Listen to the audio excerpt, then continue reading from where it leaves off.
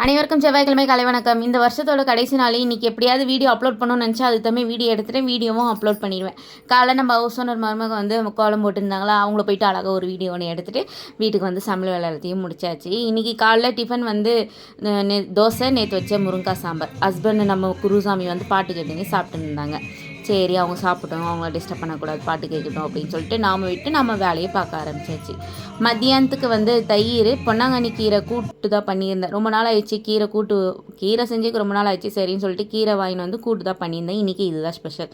நேற்றே சொல்லியிருந்தேன் இன்றைக்கி ஆஃபீஸில் வந்து நியூ இயர் செலிப்ரேஷன் பண்ணுறாங்கன்னு. நாமளும் அழகாக ட்ரெஸ் பண்ணிட்டு போயிட்டு அழகாக மாடல் ஃபோட்டோலாம் எடுத்துகிட்டு அதுக்கப்புறம் ஒரு 4 மணிக்கா நியூ இயர் செலிப்ரேஷன் ஸ்டார்ட் ஆனிச்சு.